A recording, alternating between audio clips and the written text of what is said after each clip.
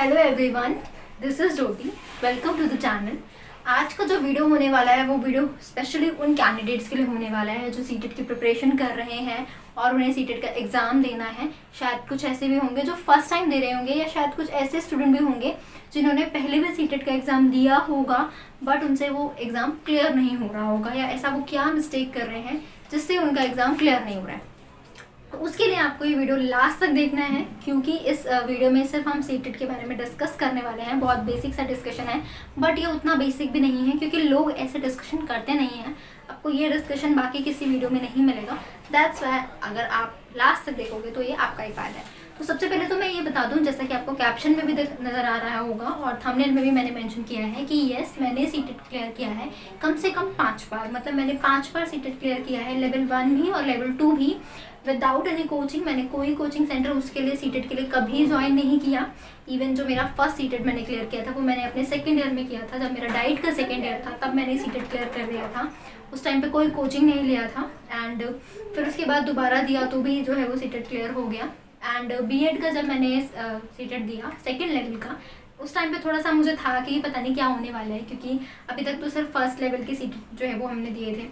फिर जब second level का सीटेट बिल्कुल उसी पैटर्न में मैंने स्टडी करी जैसे मैं पहले करती थी, उन्हीं बुक्स को मैंने जो है वो दोबारा से रीड किया।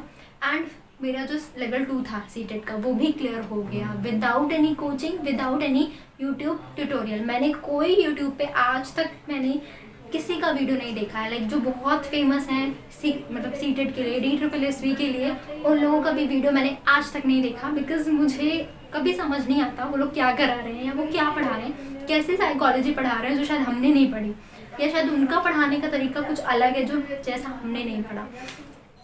तो पहले बात करने से मतलब सीटेट कैसे क्लियर करना है, उससे पहले तो मैं आप लोगों के माइंड में ये चीज़ डालना चाहती हूँ कि आप लोगों को जिसने भी डराया हुआ है या जिसने भी ये बताया हुआ है कि सीटेट इतना मुश्किल है, तो let me clear you very fast thing कि सीटेट उतना मुश्किल नहीं होता है।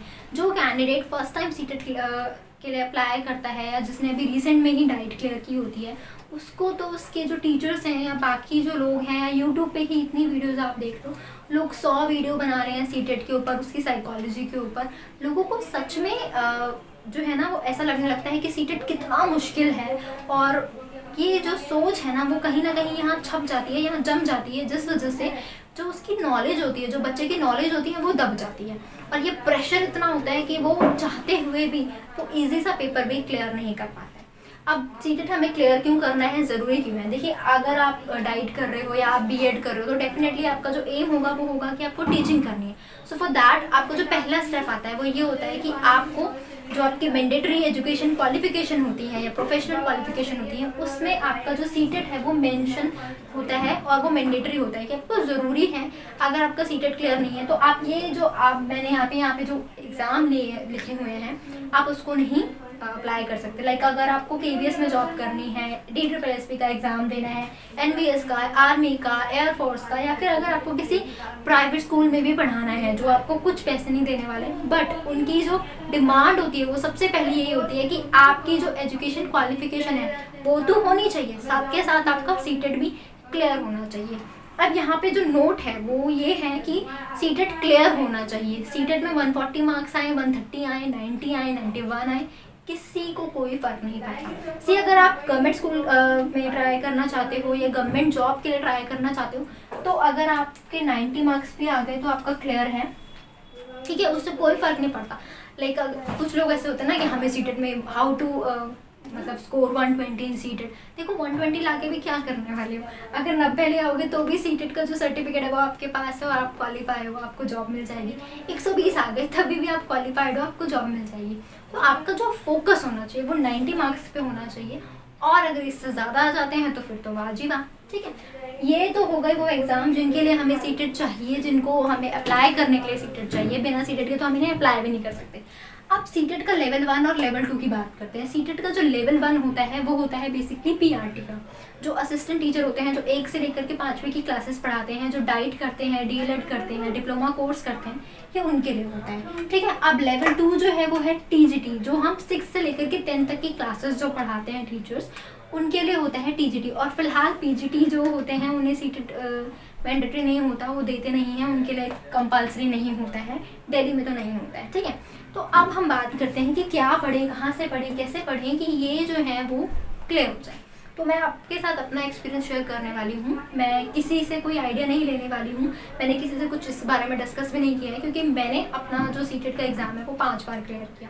अब लोग बोलेंगे एक बार क्लियर कर लेते तो 5 बार करने की क्या ज़रूरत थी, क्योंकि जब हम किसी चीज़ से अटैच रहना चाहते हैं, जुड़े हुए रहना चाहते हैं, तो उसके लिए हमें उसे बार बार पढ़ना पड़ता है। लाइक अगर आप, इसका एक एग्जांपल मैं ये दूंगी कि अगर घर में किताबें रखी हुई हैं और अगर आप उसे टच ही नहीं करते हो तो कभी ना कभी उस पर धूल जमने लगती है। तो वो धूल ना जमे, इसके लिए आपको अपनी प्रिपरेशंस को, अपनी स्टडीज़ को मतलब रिपीट करना चाहिए, या ये कह सकते हैं कि आपको इंगेज रहना चाहिए किसी ना किसी चीज़ में। आइदर यू आर वर्किंग और नॉट, जॉब लग गई है, अच्छा कुछ बहुत आपने अचीव कर लिया है, तो इसका मतलब ये नहीं है कि सब कुछ छोड़ के आप अपना आराम करने लग जाएं। अगर आप उसको कंटिन्यू करते रहते हैं तो उससे आपकी नॉलेज ही बढ़ती है। और दूसरा जो मेरा रीज़न है बार बार सीटेट देने का, वो ये है कि मैं उसका जो लेवल है उसको देखना चाहती हूँ। लाइक मैं जो है वो बच्चों के बहुत ऐसे कमेंट्स पढ़ती हूँ, या बहुत ऐसे लोग हैं जिनको बहुत डर लगता है कि इस साल पहले सीटेट बहुत ईजी आता था, अब सीटेट बहुत मुश्किल हो गया है। तो मैंने तो पिछले कितने सालों से, मैंने जो पहला सीटेट दिया था वो दिया था मैंने 2014 में, ठीक है। उसके बाद से मैंने जो है वो सीटेट दिए हैं, और मुझे उनके फ़िलहाल तो मेरे अकॉर्डिंग या मेरी समझ में मेरे को नहीं लगता जो लेवल है उसमें बहुत चेंज आ गया है या बहुत ड्रास्टिक चेंज आ गया है। लेवल वही है, पैटर्न भी वही है, इवन पैटर्न भी चेंज नहीं होता कभी भी, ठीक है। तो मैंने क्या किया था उसको क्लियर करने के लिए, मैंने सिर्फ टिप्स मैं आपको ये दूँगी कि मैंने सिर्फ और सिर्फ NCERT की बुक्स पढ़ी थी, एज वेल एज मैंने जो अपनी डाइट की बुक थी वो पढ़ी थी। देखो लेवल 1 अगर आप प्रिपेयर कर रहे हो, लेवल 1 के लिए आपकी प्रिपरेशन है, तो 3rd 4th 5th क्लास, तीसरी चौथी और पाँचवीं, 3rd 4th 5th क्लास की NCERT की बुक आपको पढ़ लेनी चाहिए। अगर आप लेवल 1 के लिए प्रिपरेशन कर रहे हो, कौन कौन सी बुक आपको पढ़नी चाहिए, आपको NCERT की EVS पढ़ डालो, और साथ ही साथ आप NCERT की मैथ्स पढ़ डालो, ठीक है। मैं NCERT इसलिए बोल रही हूँ क्योंकि कई बार क्वेश्चन एग्जैक्ट NCERT की एक चैप्टर की लाइन में से आ जाता है। लेकिन मैं एक क्वेश्चन का एक एग्जांपल देती हूँ। NCERT की अगर आप बुक खोलोगे 3rd 4th 5th में से, तो किसी एक बुक में, एग्जैक्ट तो मुझे याद नहीं है, बहुत टाइम हो गया मुझे पढ़े हुए NCERT, तो उसमें ये मेंशन है कि एनिमल्स जो जानवर हैं वो कौन कितने घंटे सोता है। तो पता नहीं हाथी या छिपकली, ऐसा एक एग्जाम्पल आया था। छिपकली है, जो जब ठंड होती है ना, छिपकली सर्दियों में सो जाती हैं, इसीलिए जब सर्दियाँ आती हैं तो छिपकली आपके घरों में नज़र नहीं आती हैं, लेकिन जब गर्मी होती हैं तो वो आपको नज़र आती हैं आपके घर में या बाकी जगहों में। आपको ठंड के कंपेरेटिव आपको गर्मियों में छिपकली ज़्यादा नज़र आती हैं। लोग इसके अलग अलग रीज़न या अलग अलग लॉजिक दे सकते हैं, लेकिन जो इसका मेन रीज़न है वो ये होता है कि सर्दियों में छिपकली सो जाती है, कि आई थिंक 3rd या 4th या शायद मे बी 5th, मतलब इन तीनों में से ही किसी बुक में है। पहला चैप्टर जो है ना आपका, जिसमें एनिमल की स्लीपिंग के बारे में है कि वो कौन कितने घंटे सोता है, उसमें से है। और ये क्वेश्चन जो है वो एग्ज़ाम में आया था जब मैंने फर्स्ट टाइम सीटेट दिया था, मतलब 2014 में, ठीक है। उसके लिए मैं बोल रही हूँ। और एक और क्वेश्चन जो मुझे याद है, जो मैंने 2nd या 3rd टाइम दिया था तब आया था, कि सबसे ऊंचा, पेड़ पे सबसे ऊंचा जो घोंसला है वो किसका होता है, कौन से बर्ड का होता है। वो भी आपको NCERT की बुक है एक, जिसमें सारे बर्ड्स के बारे में बताया है, उनके नेस्ट के बारे में बताया है, एक पोयम है एक तरीके से, एंड उसमें ही आपको बताया है कि सबसे ऊंचा घोंसला किसका होता है, ठीक है। तो उसके लिए मैं यही बोलूँगी, अगर आप फर्स्ट लेवल की प्रिपरेशन कर रहे हो तो 3rd 4th 5th क्लास की NCERT की EVS और मैथ्स पढ़ो। उसके अलावा EVS और मैथ्स में से कुछ नहीं आता है। दूसरा, साइकोलॉजी की बात करें तो साइकोलॉजी की जो बात करनी है उसके लिए आप SK मंगल पढ़ सकते हो। हमने अपने डाइट में SK मंगल पढ़ा, उसके अलावा हमने कोई साइकोलॉजी की बुक नहीं पढ़ी है। साइकोलॉजी इतनी वास्ट आती भी नहीं है। और या फिर उसके अलावा जो है वो एक सरोहा पब्लिकेशन है, सरोहा पब्लिकेशन की आप सीटेट की बुक पढ़ सकते हो। जो सीटेट, देखो जितनी प्रैक्टिस करोगे, जो लास्ट ईयर के प्रीवियस ईयर के क्वेश्चन पेपर है उनको प्रैक्टिस करने से आपको कहीं ना कहीं ये समझ आएगा कि एग्जाम का पैटर्न कैसा है, क्वेश्चन किस टाइप के हैं। तो फॉर दैट आपको मैं बोलूँगी सरोहा की एक बुक ले लीजिए, वो बहुत अच्छी बुक है। सीटेट अगर आप देना चाहते हैं लेवल 1 के लिए, तो उसमें सारी जो पेडागोजी है ना उसके क्वेश्चन है। आप जब क्वेश्चन की प्रिपरेशन करोगे, क्वेश्चन की प्रैक्टिस करोगे, तो डेफिनेटली आपको वो हेल्प करेगा। अब हो गया 1 लेवल, अब आते हैं 2nd लेवल पे। तो जो सेकेंड लेवल पे जो मैं बोलना चाहूँगी वो सेम वही बोलूँगी मैं, कि आप 6th 7th 8th की जो NCERT हैं अपने सब्जेक्ट की बुक पढ़ डालो। देखो इसका जो थोड़ा सा जो पैटर्न होता है वो थोड़ा सा अलग होता है लेवल 1 के पैटर्न से, बट पैटर्न अगर मैं इसमें समझाने लगूँगी तो वीडियो बहुत लंबा बन जाएगा। पैटर्न के लिए मैं डेफिनेटली दूसरा वीडियो बनाऊँगी। अभी मैं इसमें सिर्फ ये बताने वाली हूँ कि अगर आपको लेवल 2 क्लियर करना है तो उसके लिए आप 6th 7th 8th 6ठी 7वीं 8वीं, अगर आप मैथ मतलब SST का एग्जाम दे रहे हो, अगर आपका जो सब्जेक्ट है वो SST है या आपने चूज़ SST किया है तो SST की बुक पढ़ डालो तीनों की। और अगर नहीं आपने वो चूज़ किया है, मैथ्स और साइंस चूज़ किया है, तो आप मैथ्स और साइंस की 6th 7th 8th की बुक पढ़िए, वो आपके लिए बेस्ट सोर्स है। उसके अलावा आप चाहे मर्जी जहाँ से पढ़ना चाहो पढ़ लो, लेकिन ये NCERT स्किप मत करो। अगर आप NCERT स्किप करते हो ना तो लेवल 2 में जो आपका 60 मार्क का पोर्शन है ना, आप उसको कहीं ना कहीं वेस्ट कर रहे हो, बर्बाद कर रहे हो, ख़राब कर रहे हो खुद अपनी मर्जी से। ठीक है, अब इन दोनों में जो कॉमन है वो है आपका लैंग्वेज 1 एंड लैंग्वेज 2। लैंग्वेज में ऐसा बहुत कुछ ऐसा आता नहीं है जिसके लिए आपको बहुत पढ़ना पड़े। बेसिकली पैसेज आते हैं, पोएम आती है। ठीक है, तो पैसेज और पोएम के लिए आप उसकी प्रैक्टिस करो।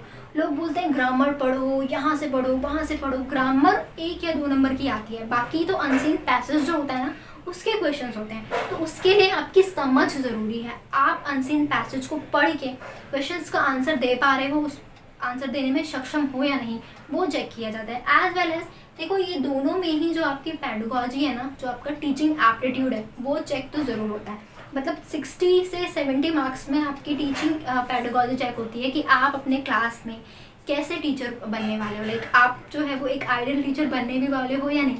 देखो क्लास की सिचुएशन अलग होती है और जो हमें डायरेक्ट में पढ़ाया जाता है वो अलग होता है। हमें क्लास की सिचुएशन को याद नहीं रखना। जिस दिन हम क्लास की सिचुएशन याद रखने लग जाते हैं या हमारा जो एक्सपीरियंस है टीचिंग का वो याद करने लग जाते हैं तो डेफिनेटली क्वेश्चन गलत होते हैं। आपको सिर्फ और सिर्फ यही याद रखना है कि आपको जो बताया गया है वही सही है। अगर आपने आपकी बुक में पढ़ा है कि बच्चों को लर्निंग बाय डूइंग कराना है, learning by doing is the best method, तो बेशक आप अपनी क्लास में कराओ या ना कराओ, बट आपके माइंड में हमेशा यही रहना चाहिए कि learning by doing is the best method. ठीक है, जहाँ आप अपना माइंड यूज़ करते हो ना वहीं आप साइकोलॉजी या टीचिंग एप्टीट्यूड गलत करने लगते हो। आपको फोकस करना है कि आप अपने एप्टीट्यूड को कैसे इंक्रीज करो, कैसे अच्छा बनाओ। उसके लिए क्वेश्चंस की प्रैक्टिस करो। और हमारे चैनल पे एप्टीट्यूड इम्प्रूव एप्टीट्यूड करके एक वीडियो है, आप उसको देख सकते हो। क्योंकि आप अपना एप्टीट्यूड, जब तक आपका एप्टीट्यूड एकदम टीचर वाला नहीं होगा ना तब तक थोड़ा सा मुश्किल होता है इन एग्ज़ाम को क्लियर करना या फिर सीटेट क्लियर करना।